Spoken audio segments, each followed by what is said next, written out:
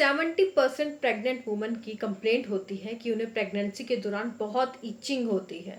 और ये etching normal भी हो सकती है और ये अबनॉर्मल भी हो सकती है, यानी कि कई केसेस में देखा गया है कि ये खुजली आपके खतरनाक भी हो सकती है, जिसमें आपको डॉक्टर को विजिट करना ही होता है। तो आज हम पूरा इसके बारे में डिस्कस करेंगे कि आपको जो खुजली हो रही है वो किस तरह की हो रही है, जिसमें उसमें आपको घबराने की ज़रूरत है या नहीं। तो शुरू करते हैं। शुरू करने से पहले अगर आप हमारे चैनल पर नए हैं तो सब्सक्राइब ज़रूर कर लें, ताकि मेरी वीडियो जब भी आए आपको वीडियो मिल जाए। वीडियो अगर अच्छी लगे तो प्लीज़ लाइक करें। तो पहला हम देखते हैं सबसे पहले कि प्रेगनेंसी में जो खुजली होती है, इचिंग होती है, एक तरह से जो है मैक्सिमम केसेस में नॉर्मल ही होती है। क्यों? क्योंकि प्रेगनेंसी में जो आपका बॉडी चेंजेस होते हैं, आपकी जो स्किन है स्ट्रेच होती है, काफ़ी स्ट्रेच हो जाती है स्किन।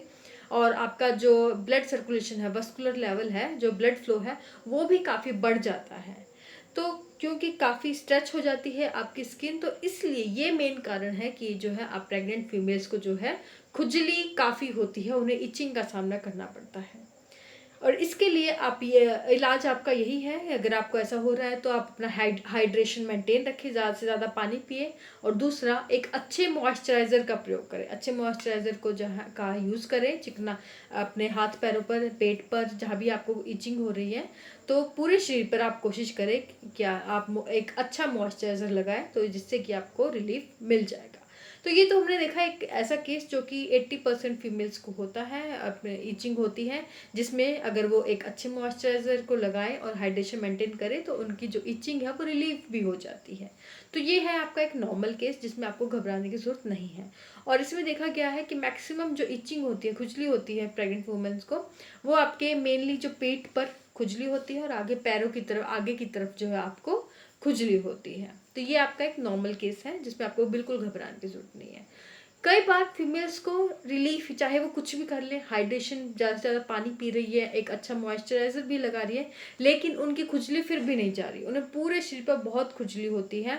और ये खुजली कई बार उनके जो मेनली होती है उनके पाम्स पर और नीचे पैरों के सोल पर, यहाँ पर उनके मेनली खुजली होती है और काफ़ी टाइम से है। और उनके जो है चाहे वो कैसा भी मॉइस्चराइज़र यूज़ कर लें, हाइड्रेशन मेंटेन रखें, लेकिन उनकी जो इचिंग है, खुजली है, वो जा ही नहीं रही। तो ऐसे पेशेंट को अपने डॉक्टर के साथ विजिट जरूर करना चाहिए, अपने गायनेकोलॉजिस्ट को विजिट करना चाहिए।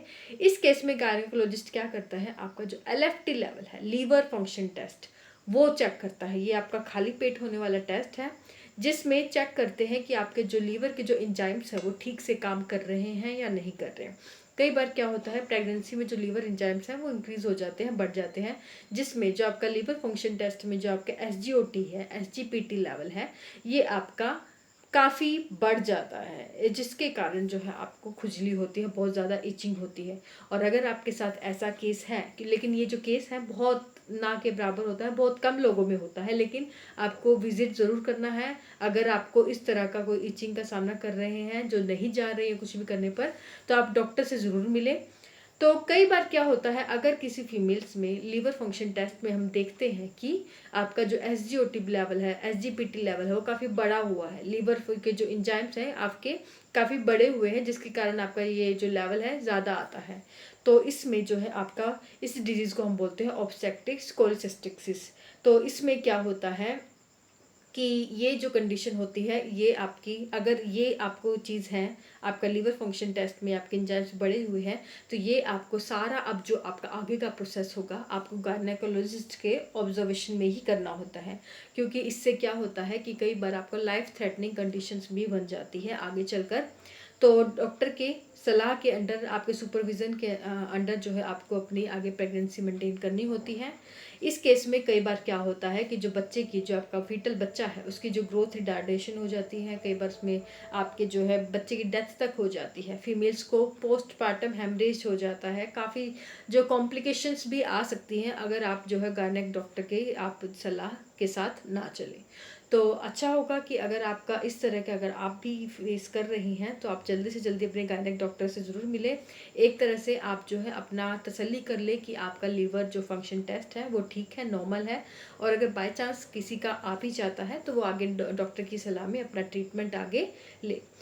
कई बार अगर लीवर फंक्शन टेस्ट उनका ठीक नहीं आ पाता है जिन लेडीज़ का, तो डॉक्टर क्या करते हैं, जब उनकी जो डिलीवरी होती है अर्ली डिलीवरी करा लेते हैं, यानी कि जैसे 40 वीक्स पे डिलीवरी होनी है, तो अगर देखा कि उनका जो फीटल है, बच्चा है, वो मैच्योरिटी की स्टेज पे आ गया है, तो जिस लेवल पर कि हम उस बच्चे को अब बाहर निकाल सकते हैं, तो वो अर्ली जो डिलीवरी करा देते हैं, यानी कि 34 वीक्स के अराउंड भी डिलीवरी करा दी जाती है, ताकि आगे कोई कॉम्प्लिकेशंस ना हो उन केसेस में जहाँ पर LFT लेवल जो है काफ़ी बढ़ जाता है, जो कि एक डिजीज़ होती है।